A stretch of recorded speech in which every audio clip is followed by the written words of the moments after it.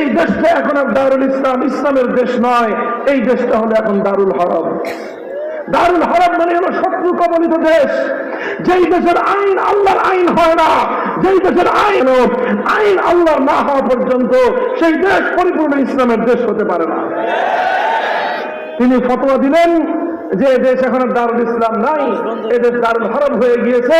সুতরাং এখন মুসলমানদের দায়িত্ব কর্তব্য হলো এই দারুল হরবকে পরিবর্তন করে আবার এখানে দারুল ইসলাম কায়েম করতে হবে, আবার মানব রচিত আইনকে উপরে ফেলে আল্লাহর আইন দ্বারা মানুষ মুসলিম সমাজকে শাসন করতে হবে।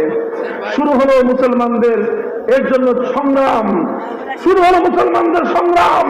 দীর্ঘ সংগ্রামের পথ পাড়ি দিয়ে প্রায় 70 বছর পরে 1831 সালে বালাকোটের ময়দানে সৈয়দ আহমদ শহীদ রহমতুল্লাহ আলাইহি মুজাহিদ বাহিনী গঠন করে ইংরেজদের বিরুদ্ধে যুদ্ধ শুরু করলেন, লড়াই শুরু করলেন। উদ্দেশ্য ছিল স্বাধীনতা। আর সেই স্বাধীনতা মানে শুধুমাত্র একটা ভূখণ্ডকে মুক্ত স্বাধীন করা নয়, সেই স্বাধীনতা মানে শুধুমাত্র একটি পতাকা স্বাধীন করা নয়, বরং সেই স্বাধীনতার মূল মর্ম ছিল জমিন আল্লাহর, আসমান আল্লাহর, বিধান চলবে একমাত্র কার।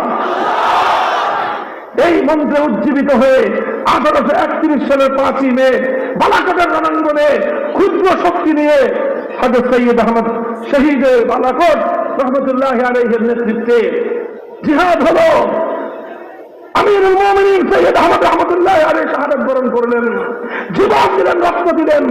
তার সাথী সঙ্গী বহু মুসলমান মুজাহিদরা জীবন দিলেন, রক্ত দিলেন, কিন্তু আল্লাহর আইন প্রতিষ্ঠার এই সংগ্রাম থেকে তারা একচুল পরিমাণ পিছপা হন নাই। ওনারা শহীদ হয়ে গেছেন, জীবন দিয়ে দিয়েছেন।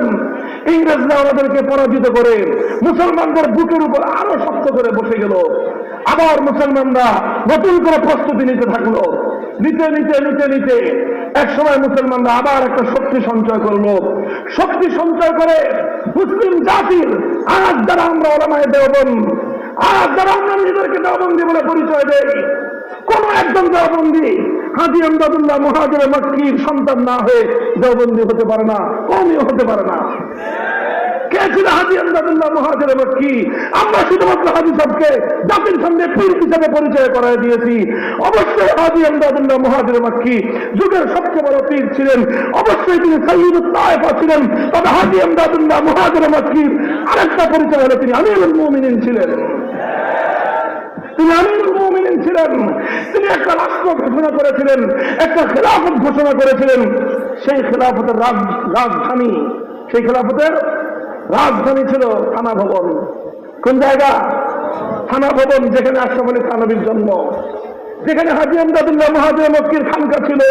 মুসলমানদের খানকা তখন শুধুমাত্র জিকিরের জন্যই ব্যবহার হতো না, রাতের অন্ধকারে তারা জিকির করতেন, দিনের আলোতে আল্লাহর জমিনে আল্লাহর দ্বীন চিন্তা করার জন্য তারা যুদ্ধ করতেন। আমরা আবার সেই খানকা চাই, আমরা আবার সেই খানকা চাই।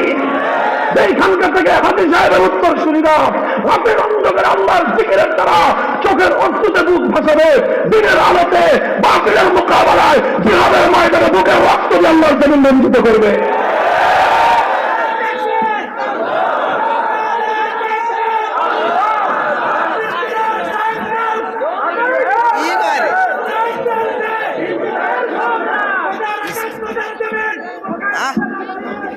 মুহতারাম হাজিরিন, তাহলে আমিরুল মুমিনিন ছিলেন হাজী আমদাদুল্লাহ মুহাজির মক্কি রহমতুল্লাহ আলাইহি।